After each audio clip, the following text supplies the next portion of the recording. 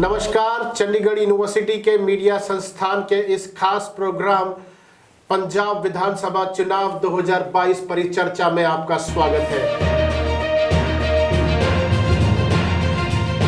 मैं डॉक्टर त्रिशु शर्मा आप सभी का इस खास प्रोग्राम में स्वागत करता हूं। यहां पर हम बात कर रहे हैं पंजाब में हुए विधानसभा चुनाव, जिसकी वोटिंग, जिसका मतदान 20 फरवरी 2022 को हुआ। यहां पर मैं कुछ आंकड़े आपके समक्ष रखना चाहता हूं, जिसमें मैं आपको यह बता रहा हूं कि पंजाब विधानसभा चुनाव 2022 में लगभग 70% का मतदान हुआ है। और यहां पर एक और गौर करने वाली बात यह है कि पिछले विधानसभा चुनाव के कंपैरिजन में इस विधानसभा चुनाव में लगभग 7 से 8% मतदान कम हुआ है। जी हां, यह एक ऐसा पॉइंट है जिसने सत्ताधारी कांग्रेस की नींदें उड़ाई हुई हैं। यहां सत्ताधारी कांग्रेस की नींदें इसलिए उड़ी हुई हैं क्योंकि जब जब पंजाब विधानसभा चुनाव में वोटिंग प्रतिशत कम होता है, तब तब पंजाब की सत्ताधारी पार्टी को अपनी सत्ता गंवानी पड़ी है। जी हां, हम इस परिचर्चा को आगे बढ़ा रहे हैं। मैं आपका अपने विशेषज्ञों से अपना इंट्रोडक्शन कराना चाहता हूं कि हमारे साथ अंकित चौधरी जी जुड़े हुए हैं, जो कि चंडीगढ़ यूनिवर्सिटी के मीडिया संस्थान में प्राध्यापक हैं और राजनीतिक विश्लेषक भी है। अंकित चौधरी जी, आपका स्वागत है। हमारे साथ मीडिया संस्थान के जो 2 अनुभव स्टूडेंट्स हैं, जिन्होंने पंजाब विधानसभा चुनावों को फील्ड में जाकर कवर भी किया है और बहुत से मुद्दों के बारे में जनता की राय जानी है, अपने अनुभव हमारे साथ ये साझा करेंगे। हमारे साथ मिस्टर अजय शुक्ला जी जुड़े हुए हैं और हमारे साथ ऋषिका जो है वो जुड़ी हुई है, और ये दोनों भी अपने अनुभव हमारे साथ यहाँ पर शेयर करेंगे।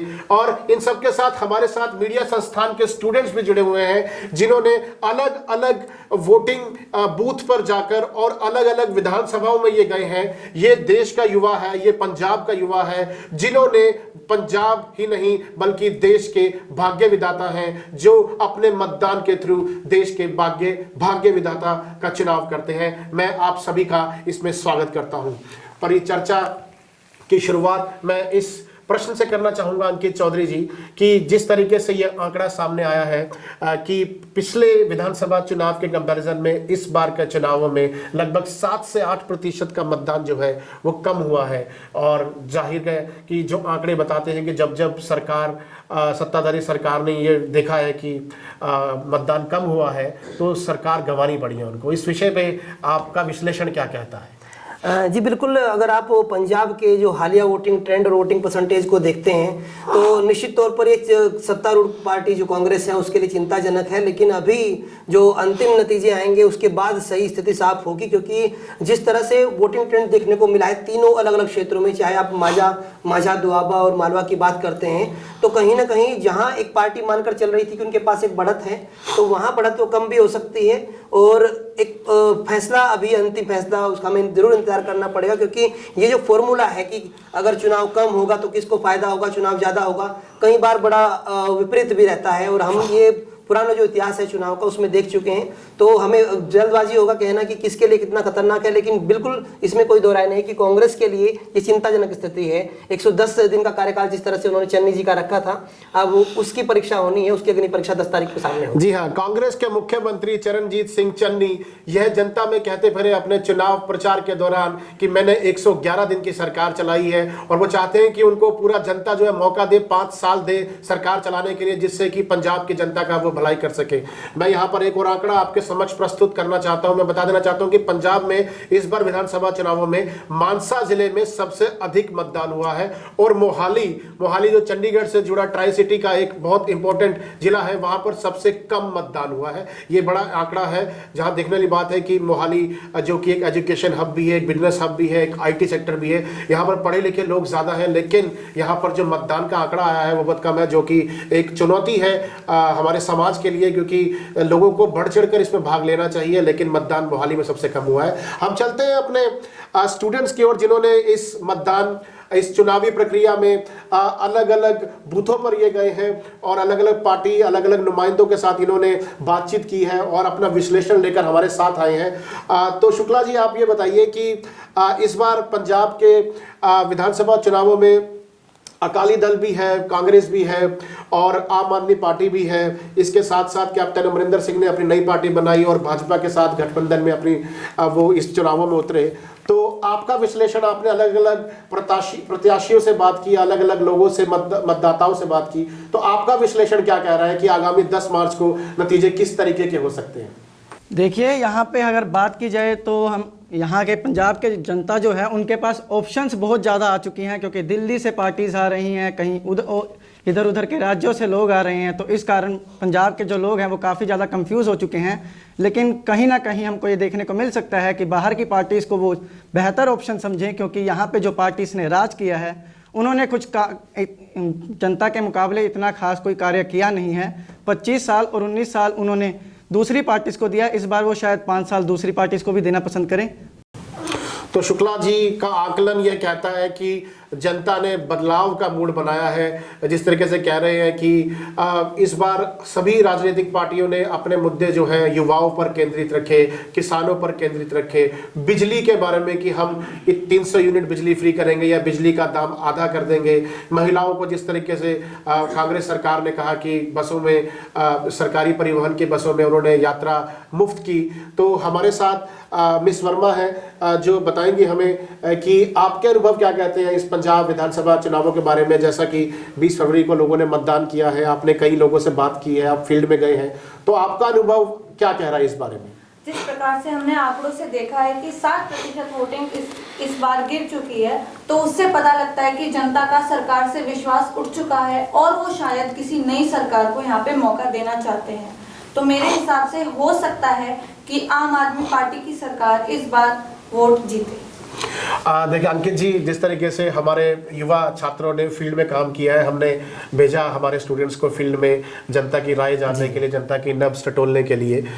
तो वो कह रहे हैं कि उन्होंने भी मुद्दा यही बनाया है प्रमुख की मतदान प्रतिशत जो घटा है। जिस प्रश्न से मैंने ये परिचर्चा की शुरुआत की थी, उसके अनुसार ये भी उन्हीं मुद्दों पे कह रहे हैं कि कम मतदान हुआ है, मतलब लोगों में एक जिज्ञासा नहीं है वोट मतदान के लिए, मतलब वो सरकार से उनको कुछ उम्मीदें नहीं है, मतलब या सरकार उनकी उम्मीदों पर खरा नहीं उतर सकी। तो ये विश्लेषण क्या कर रहे हैं? युवा हमारे पत्रकार हैं, युवाओं ने जाकर जनता की नब्ज को टटोला है, तो इस बारे में क्या आपका विश्लेषण, आपका राजनीतिक तजुर्बा क्या कहता है? जी देखिए, जहाँ तक मेरा मानना है, आप सिर्फ वोट प्रतिशत को देखते हुए पूरे चुनाव का सिनेरियो तय नहीं कर सकते। और 7 से 8% कम हुआ है, इसमें कोई आप इसको एक नज़रअंदाज भी नहीं कर सकते। लेकिन एक कहते हैं कि विरासत से तय नहीं होता सियासत का फैसला, और उड़ान तय करती है कि आसमान किसका है। तो कुल मिलाकर अगर मेरा व्यक्तिगत अनुमान ये कहता है कि जब ये सीटें आएंगी, 2017 में भी चुनाव ऐसा नहीं था जैसा मान के हम चल रहे थे। मुझे लगता है कि आप इसको अगर स्विंग करते, अगर बहुत ही विपरीत देखते हैं, अगर बदलाव देखते हैं, तो कांग्रेस की जगह आप आम आदमी पार्टी को देखेंगे और आम आदमी पार्टी की जगह आप कांग्रेस को देखेंगे। और जब इनको आप विपरीत कर देते हैं, यानी कि 25 से 30 या 30 से 35 सीटें प्लस माइनस दोनों की तरफ से हो जाती है, तो अगर त्रिशंकु एक विधानसभा बनेगी और उसमें और भी कई तरह के राजनीतिक समीकरण काम करेंगे। मेरा ये मानना है एक बहुमत की सरकार मिले इस प्रतिशत से और इस पॉलिटिकल इक्वेशन से, वो थोड़ा सा दूर की कौड़ी लगता है। देखिए, आप त्रिशंकु विधानसभा की ओर इशारा भी कर रहे हैं, लेकिन यहाँ पर एक और प्रमुख पहलू है जिस पर मैं अपने ऑडियंस का ध्यान केंद्रित करना चाहता हूँ। मैं ये बताना चाहता हूँ कि सबसे पहले जैसे कि अकाली दल का एक घोषित चेहरा है सुखबीर सिंह बादल, कि वो मुख्यमंत्री के प्रत्याशी हैं, और उनके जो गठबंधन है बहुजन समाज पार्टी के साथ, तो बहुजन समाज पार्टी से उनका जो भी उम्मीदवार होगा, अगर सरकार बनी तो उनकी पार्टी से एक उप मुख्यमंत्री होगा। और काफ़ी पोलिंग कराने के बाद, जनता की राय जानने के बाद, आम आदमी पार्टी ने भी काफ़ी देर में, हालांकि उन्होंने ये अनाउंसमेंट किया, लेकिन भगवंत मान को उन्होंने पंजाब में मुख्यमंत्री का चेहरा पेश किया। और उससे जो है एक प्रेशर जो है कांग्रेस पार्टी पर भी बढ़ा, और कांग्रेस पार्टी ने भी एक इंटरनल पोल कराया, जनता से राय मांगी, अपने नेताओं से राय मांगी, और उस पोल के आधार पर राहुल गांधी, कांग्रेस के पूर्व अध्यक्ष, ने ये अनाउंसमेंट किया कि कांग्रेस पार्टी की तरफ से चरणजीत सिंह चन्नी जो है वो मुख्यमंत्री के उम्मीदवार होंगे। हालांकि यहाँ पर गौर करने वाली बात यह है कि मुख्यमंत्री के उम्मीदवार चरणजीत सिंह चन्नी जो है वो 2 विधानसभा की सीटों से चुनाव लड़ रहे हैं। ये जनता में किस तरीके का मैसेज गया है कि मुख्यमंत्री स्वयं स्वयं आश्वस्त है अपनी सीट को लेकर या नहीं, या फिर इनको कोई डाउट है अपनी जीत को लेकर जहां से वो अपना चमकौर साहिब से विधानसभा का चुनाव लड़ते हैं। ये जनता मैसेज क्या गया होगा या हमें आगामी 10 मार्च को पता चल जाएगा। अब हमारे साथ हमारी युवा जनता भी जुड़ी हुई है, तो हमारी युवा जनता में से हम पूछना चाहेंगे कि उन्होंने मतदान के बाद लोगों से बातचीत की, उन्होंने पत्रकारों से बातचीत की, इन्होंने पॉलिटिशियन से बातचीत की, इन्होंने आम जनता से बातचीत की, समाज के हर वर्ग, अलग अलग वर्गों से आने वाले लोगों से बात की, और उसके बिहाफ पे ये बताएंगे हमें कि इनका फीडबैक क्या है, इनका आंकलन क्या है। जी आप हमें बताइए। नमस्कार सभी लोगों को यहाँ पर जो भी मान्यगण है। हर देश की जो नींव होती है, जो भविष्य होता है, वो छात्रों पर जो है डिपेंड करता है कि वो कैसे है। तो कांग्रेस पार्टी से जो मौजूदा सत्ताधारी जो यहाँ पर जिनकी सरकार है, उनसे एक सवाल बनता है कि यहाँ पर जैसे कि युवा साथी भी हमारे मौजूद है, उनके दो मुद्दे रहते हैं खासतौर पर। पहला शिक्षा व्यवस्था की जो बदहाली हम देखते आए हैं काफी दिनों से वो, और दूसरा रोजगार अच्छे मिले, रोजगार के अवसर ज्यादा हो। तो ब्रेन ड्रेन की जो समस्या है पूरे देश में है, पंजाब भी इससे जूझ रहा है। तो मेरा सवाल ये है कांग्रेस पार्टी से कि जो ये दिक्कतें हैं, 4.5 साल और 110 दिन का कार्यकाल जो उन्होंने दिया है, दो मुख्यमंत्री चयनित उनके अमरिंदर सिंह, कैप्टन अमरिंदर सिंह और चरणदीप चन्नी जी, उन्होंने इस पर क्या काम किया, जिन पर जो है वोटिंग उन्होंने मतलब वोट जो हुआ है, वोटिंग हुई है, उस पर उन्होंने क्या जो है काम ऐसे करे हैं कि 10 मार्च को जो है उनके पक्ष में जो है नतीजे आए, और क्या कुछ करने वाले हैं। आपका फीडबैक क्या कहता है? आपने जिस तरह की जनता से बात की तो लोगों का क्या रुझान रहा? देखिए मेरा रुझान तो ये रहा कि लोगों में जो है अगर हम युवा वर्ग की बात करें तो कमी है इस चीज में, लोग जो है आश्वस्त नहीं है। मतलब आपका कहना यह है कि जनता इस वक्त बदलाव का मूड बनाए है, जो युवा है, छात्र हैं, उन्होंने जो है अपना मूड बनाया है और एक बदलाव की ओर संकेत दिया आपने। ठीक है, हम दूसरे छात्र से बात करते हैं। जी आप बताइए कि जनता में जैसे आप गए तो क्या किस तरीके से लोगों ने जो है जवाब दिए आपको, लोगों ने क्या बताया कि आपने एक युवा चेहरा के नाम पे भी लोगों से सवाल पूछे, तो किस तरीके से आम जन ने, पंजाब चुनाव मतदाताओं ने क्या रुझान दिया आपको? जैसे पंजाब में हमने जैसे बूथ पे हमने घूमा तो वहाँ पे हमने लोगों से बात की, तो लोगों ने बेरोजगारी एक अहम मुद्दा बताया, और युवाओं में जैसे पंजाब में नशा जो लोगों का एक बहुत बड़ा मुद्दा है। तो हमने जब भी लोगों से बात की तो कांग्रेस 2017 में आई थी तो इस मुद्दा को अहम बना के आई थी, लेकिन अपने 5 साल के कार्यकाल में कांग्रेस ने ऐसा कुछ नहीं किया जिससे पंजाब में नशा कम हो, उसके बजाय पंजाब में नशा करने की संख्या बढ़ी है। जी हाँ, यहाँ पर देखिए ये इनका आंकलन, इनका फीडबैक ये कहता है कि जो नशा मुक्ति जो पंजाब होना चाहिए, नशा मुक्त पंजाब जो होना चाहिए, वो भी एक प्रमुख मुद्दा रहा। कि जिस तरीके से इन्होंने कहा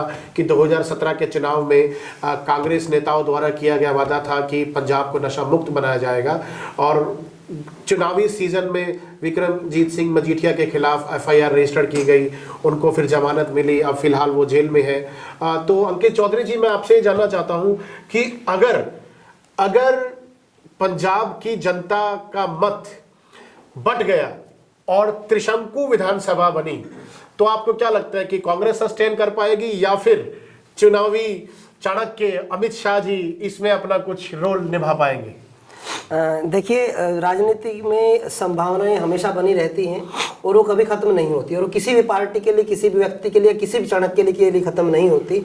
और अभी हाल फिलहाल में जो प्रितपाल हैं PLC के, वो एक बड़े प्रभावी व्यक्ति हैं, कैप्टन की लॉबी से टीम से आते हैं। उन्होंने कहा भी है कि कुछ कांग्रेस के जो लोग हैं सब परिवार रिजॉर्ट में रहने राजस्थान चले गए हैं। आम आदमी पार्टी के लिए भी ऐसा ही कहा जा रहा है कि नतीजों से पहले कुछ प्रत्याशी जो हैं उनको पश्चिम बंगाल शिफ्ट कर दिया गया है। तो संभावनाएं तलाशना शुरू कर दिया है जो भी चाणक्य है, चाहे यहाँ पर मैं एक प्रमुख बात बता देना चाहता हूँ कि अभी एक खबर आई है जिस खबर के अनुसार जो कांग्रेस के प्रत्याशी हैं जिन्होंने चुनाव लड़ा उनको जयपुर में शिफ्ट किया जा रहा है। ये बहुत बड़ा संकेत है, ये बताता है कि नेताओं में, सत्ताधारी कांग्रेस सरकार में भी ये हलचल है कि यहाँ पर त्रिशंकु विधानसभा हो सकती है। तभी उन्होंने अपने विधायकों की सेफ्टी के लिए, अपनी सरकार बनने के प्रयास को पुख्ता करने के लिए अपने प्रत्याशियों को, जिनकी जीत की संभावना है, उनको जयपुर में शिफ्ट करना शुरू कर दिया है। ये हो चुका है। ये मैसेज किस तरीके का है ये नेता लोग अच्छी तरह जानते हैं, अलग अलग पार्टी के विश्लेषक अच्छी तरीके से जानते हैं, लेकिन ये एक गंभीर समस्या है। जिस तरीके से त्रिशंकु विधानसभा आने पर या फिर किसी दल को बहुमत ना मिलने पर जो जोड़ तोड़ की राजनीति होती है, वो एक स्वस्थ लोकतंत्र के लिए खतरा है और हानिकारक है। हम दोबारा अपने युवा छात्र पत्रकारों की ओर जाना चाहेंगे। शुक्ला जी, आप हमें ये बताइए कि जो एक मुद्दा रहा इस बार नशा मुक्ति का, और चुनाव से ठीक पहले एक एफआईआर रजिस्टर्ड की गई विक्रम मजीठिया के खिलाफ, तो आपका क्या कहना है कि जनता नशा मुक्ति को एक प्रमुख मुद्दा मानती है, और क्या इस मुद्दे के अनुसार जनता ने मतदान किया है? अगर बात की जाए नशा की, तो सबको पता है कि हमारे जो देश में है वो नशा कहाँ से आता है। तो ये जो नशा आता है तो इनके जो बॉर्डर है उनके साथ 4 स्टेट्स और पड़ती हैं। तो ये संकेत करता है कि हमारे जो राज्य का प्रशासन रहा है वो बहुत ही कमज़ोर रहा है। विक्रम सिंह मजीठिया के ऊपर जो एफआईआर दर्ज हुई है वो बहुत ही अहम भूमिका निभाने वाली है चुनावों में। लेकिन एक फैक्ट हम ये भी इग्नोर नहीं कर सकते कि नवजोत सिंह सिद्धू और विक्रम सिंह मजीठिया आज तक एक भी चुनाव हारे नहीं हैं। दोनों में काफ़ी ज़्यादा गंभीर टक्कर होने वाली है। और जहाँ तक देखा जाए चन्नी जी के बयान करके भी उनके जो कांग्रेस के जो वोट हैं, मतदान है, वो घटने के आसार हैं। तो इस कारण ये काफ़ी ज़्यादा महत्वपूर्ण। शुक्ला जी का कहना है, हमारे युवा छात्र पत्रकार का, कि अमृतसर की सीट पर जो मुकाबला है इस बार, कि नवजोत सिंह सिद्धू और विक्रमजीत सिंह मजीठिया कि दोनों ही एक योद्धा माने जाते हैं, पंजाब में राजनीतिक योद्धा माने जाते हैं, और दोनों ही कभी चुनाव नहीं हारे हैं। तो अब देखना यह है कि एक तो इस बार हारेगा ही, वो तिलिस्म तो टूटेगा ही, कौन अपनी बादशाहत बरकरार रखता है ये भी देखने वाली बात होगी। हम चलते हैं अपने युवा स्टूडेंट्स के बीच में, उनका विश्लेषण क्या कहता है कि उन्होंने जिस तरीके से फील्ड में बात की, लोगों से बात की, मतदान के बाद आपने लोगों से जाना कि किन मुद्दों पर उन्होंने मतदान किया, आप उन मुद्दों के बारे में हमें बताइए। जी नमस्कार। इस बार पंजाब के लोगों के कई मुद्दे रहे हैं। जिस प्रकार से चुनावी प्रचार के दौरान ऐसी कई बातें बोली गई, जैसा कि कुमार विश्वास ने गंभीर आरोप लगाए हैं आम आदमी पार्टी के मुखिया अरविंद केजरीवाल के ऊपर कि उनके खालिस्तानी लोगों से संपर्क है, खालिस्तानी विचारधाराओं के लोगों से संपर्क है, और वो जोड़ तोड़ करके अपनी सत्ता बनाने की ओर आगे बढ़ रहे हैं। ये मुद्दा काफ़ी अहम रहा है इस चुनाव के दौरान। और उसके अलावा जिस प्रकार से चरणजीत सिंह चन्नी, जो कि मुख्यमंत्री थे पंजाब के, उन्होंने जिस प्रकार से यूपी बिहार के भाइयों के ऊपर जो टिप्पणी की, ये भी एक बड़ी ही अहम भूमिका निभाई है पंजाब चुनाव में लोगों के मतदान में। तो लोग इस समय बड़ी ही असमंजस में थे कि जो 2 सबसे बड़े विकल्प उनके सामने निकल करके आ रहे थे, दोनों ने अत्यंत ही गंभीर बातें एवं गंभीर आरोप हैं उनके ऊपर। इस वजह से लोग काफ़ी ज़्यादा असमंजस में थे, और जो निर्णय है जो 10 तारीख को आने वाला है, उससे ये चीज़ें साफ हो जाएंगी कि उस असमंजस में जनता का रुख किसकी ओर। यानी कि यहाँ पर एक प्रमुख मुद्दा और एक प्रमुख पॉइंट निकल कर ये आया है अंकित जी, कि जिस तरीके से मुख्यमंत्री चरणजीत सिंह चन्नी ने जो बयान दिया यूपी बिहार के लोगों के बारे में, तो और पंजाब में काफ़ी बहुलता है इन वोटर्स की, स्पेशली अगर हम बात करें कि लुधियाना के इलाके में, मोहाली में और जालंधर में, और पूरे पंजाब में यूपी और बिहार से आए हुए लोगों की तादाद है जो मतदाता भी हैं। तो क्या ये एक जो उनका जुमला था या ये जो उनका भाषण था, तो ये क्या गेम चेंजर साबित हो सकता है? जी बिल्कुल हो सकता है, जहाँ तक मुझे लगता है, क्योंकि चरणजीत सिंह चन्नी की जो भूमिका, वो पोस्टर बॉय बन चुके थे कांग्रेस के, और कांग्रेस उनके कामकाज को लेकर आगे जनता के बीच जा रही थी, और वोटिंग से तुरंत पहले इस तरह का बयान निश्चित तौर पर ही कांग्रेस को बैकफुट पर लेके आया। इसमें इसके कई मायने हैं। अगर आप इस बयान की कुमार विश्वास के साथ तुलना करते हैं तो उसमें कहीं ना कहीं बढ़त आम आदमी पार्टी के पास है बयानबाजी के मामले में, क्योंकि एक तरफ एक प्रत्याशी खुद जो सीएम कैंडिडेट बनने जा रहा है, सीएम कैंडिडेट है और मुख्यमंत्री रह चुका है, वो बयान दे रहे हैं प्रवासियों को लेकर, एक ऐसा बयान जिस पर खुद चन्नी को सफाई पेश करनी पड़ी, जिसपे खुद भीतरघात की स्थिति कांग्रेस के अंदर भी पैदा हुई। और दूसरी तरफ एक ऐसा बयान है जो आम आदमी पार्टी पर लगाया गया है एक वैसे व्यक्ति ने जो पहले पार्टी का सदस्य था या कार्यकर्ता था, जो आज नहीं है। हालांकि जब इस तरह की बयानबाजी चुनाव में होती है तो इसके अपने अलग मायने होते हैं और इनका अलग तरह का नफा और नुकसान दो पार्टियों को देखने को मिलता और है। यहाँ लेकिन पर इसमें निश्चित तौर पर कांग्रेस को नुकसान हुआ है, कांग्रेस बैकफुट पर गई है और ये बड़ा नुकसान डैमेज हो रहा है, मेरा व्यक्तिगत तौर पर ऐसा मानना है। अब देखते हैं कि ये नुकसान बड़ा रहा, छोटा रहा या नहीं रहा, ये तो 10 मार्च को साबित हो ही जाएगा। अब हम परिचर्चा को दूसरे चरण में लेकर चलते हैं, जिसमें हमारे युवा पत्रकारों ने और हमारे युवा स्टूडेंट्स ने जो पूछा लोगों से कि आपकी आने वाली सरकार से उम्मीदें क्या है, वो क्या चाहते हैं कि क्या काम हो, उनकी सरकार क्या काम करे, विकास कैसा हो, विकास कहाँ कहाँ हो और कौन से प्रमुख मुद्दों को वो हाईलाइट करना चाहते हैं अपनी उम्मीदों के मद्देनजर। तो शुक्ला जी, आप ये बताइए कि जनता की उम्मीदें क्या है आने वाली सरकार से? देखिए, जो आम जनता है वो जो उनकी कमाई होती है वो ज़्यादातर किन चीज़ों में लग जाती है? बच्चों की पढ़ाई वो अगर मुफ्त में हो जाए तो ज़्यादा अच्छा है, एक मेडिकल सर्विसेज वो अगर मुफ्त में हो जाए तो ज़्यादा अच्छा है, उसके अलावा बिजली के खर्चे बच जाएं तो और भी अच्छा है। पर इसके अलावा जो पंजाब की जनता है वो दो चीज़ें बहुत ही अहम तरीके से मानती है कि ये भी हमको चाहिए, जैसे कि नशा मुक्ति और महिला सुरक्षा। ये जो दो चीज़ें हैं ये पंजाब की जनता चाहती है। और पंजाब में हम देखने, जैसे कांग्रेस ने पिछली बार कहा था कि वो नशे को मुक्त करा देंगे, नशा मुक्त पंजाब बनाएंगे, इसके हमको कुछ इतने खास आसार दिख नहीं रहे।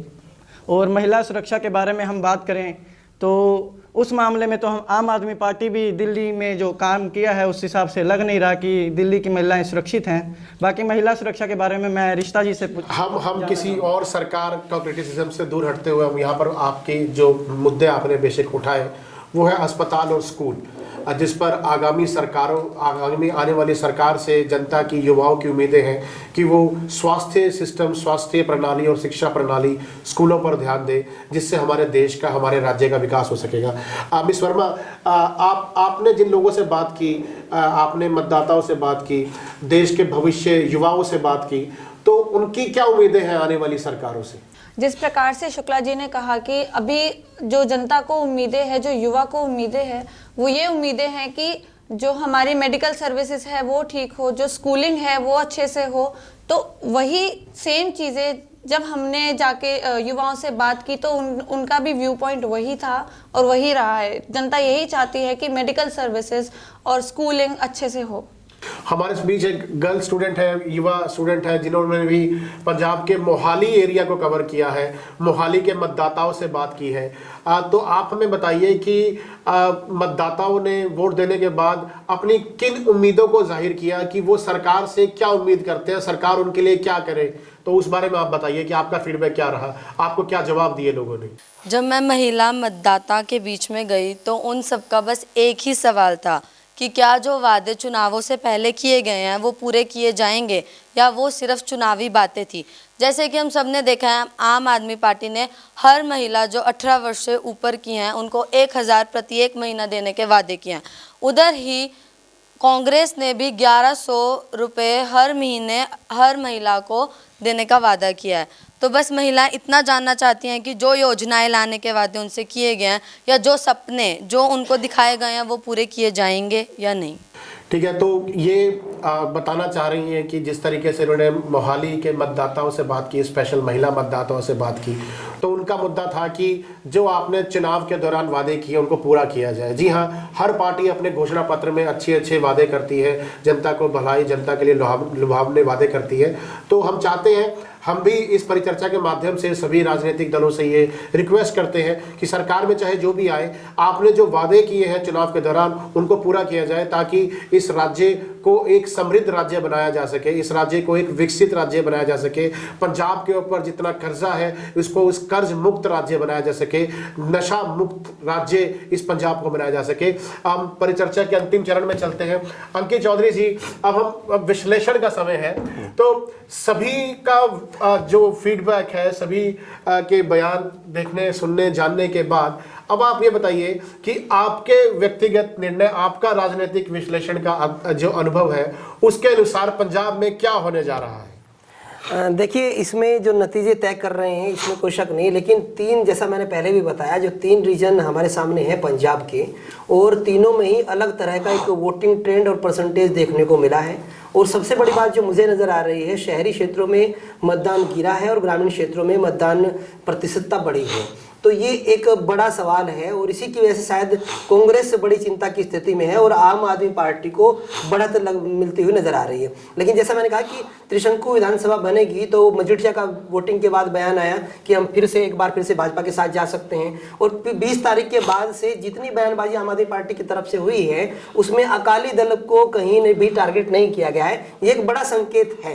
यानी कि पोस्ट पोल अलायंस के सभी ऑप्शंस खुले हैं भाजपा के लिए, अकाली दल के लिए, एकमात्र उद्देश्य के साथ कि सत्ता किस तरीके से हासिल की जाए। हम अंतिम चरण को आगे बढ़ाते हुए कि आपका विश्लेषण, आपका अनुभव शुक्ला जी क्या कहता है पंजाब में आगामी 10 मार्च को, बड़े संक्षिप्त में बताइए, आगामी 10 मार्च को किसकी सरकार बनने जा रही है? देखिए, जैसा कि हमारे गुरुजी ने, अंकित चौधरी जी ने कहा कि हम त्रिकोणीय सरकार बनने जा रही है, इसमें कोई शक नहीं है कि त्रिकोणीय सरकार बनने के आसार हैं, क्योंकि यहाँ तरीके हम देखा जाए कि अगर वहाँ पे ऑप्शंस पंजाब की जनता के पास बहुत सारे हैं, तो पंजाब की जनता के अपने अपने ऑप्शंस के हिसाब से अगर चलेगी तो उनके पास इतने ऑप्शंस हो जाते हैं कि उनको त्रिकोणीय सरकार बनाने के ही आसार दिखेंगे। ठीक है शुक्ला जी के अनुसार पंजाब में त्रिशंकु विधानसभा के आसार है। मिस वर्मा, या आपने जिस तरीके से लोगों से बात की तो उन सबका निष्कर्ष क्या है? पंजाब में किसकी सरकार बनने जा रही है? जिस हिसाब से मैंने लोगों से बात की, युवाओं से बात की, उससे पता चला है कि काफी युवाओं ने, जो कांग्रेस ने अपनी पार्टी में बहुत ही मशहूर गीतकार सिद्धू मूसेवाले को लिया है, उसके कारण काफी युवा कांग्रेस को भी वोट कर रहे हैं और काफी युवा पार्टियों के मैनिफेस्टो के कारण अलग अलग पार्टी को वोट। यानी कि आपके अनुसार पंजाब के युवाओं का रुझान जो है वो कांग्रेस की सरकार की ओर है। जी हाँ, मैं आखिरी दो यहाँ पर फीडबैक लेना चाहूंगा स्टूडेंट से कि पंजाब में 10 मार्च को किसकी सरकार बनने जा रही है? जी आप बताइए प्लीज। जी, मैंने जो लोगों से बात की है उस हिसाब से आम आदमी पार्टी की सरकार बन सकती है और आम आदमी पार्टी की अगर सरकार बनती है या तो वो अकाली दल के मदद से बन सकती है या तो 62 या 64 सीट आम आदमी पार्टी के आने के चांस है। सर, आपका आंकलन ये कहता है कि पंजाब में आम आदमी पार्टी की सरकार बन सकती है। मैं अगला विश्लेषण लेना चाहूंगा कि आपके अनुसार पंजाब में हुए और हमारे इस डिस्कशन के परिचर्चा के आधार पर आगामी 10 मार्च को किस तरीके के नतीजे देखने को मिल सकते हैं?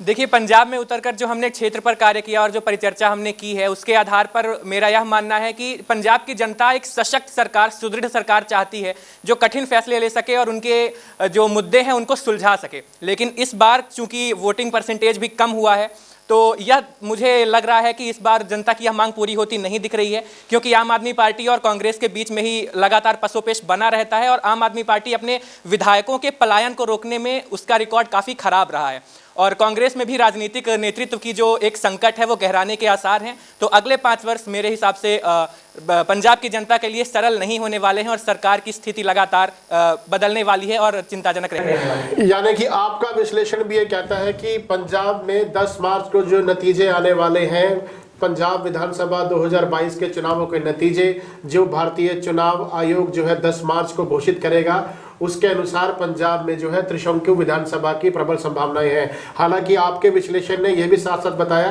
कि जब जब त्रिशंकु विधानसभा किसी भी राज्य में आती है तो वो सरकार मजबूती के साथ निर्णय नहीं ले सकती है, वो सरकारें कमजोर सरकारें साबित हुई है। तो क्या पंजाब की जनता कमजोर सरकार बनाना चाहती है?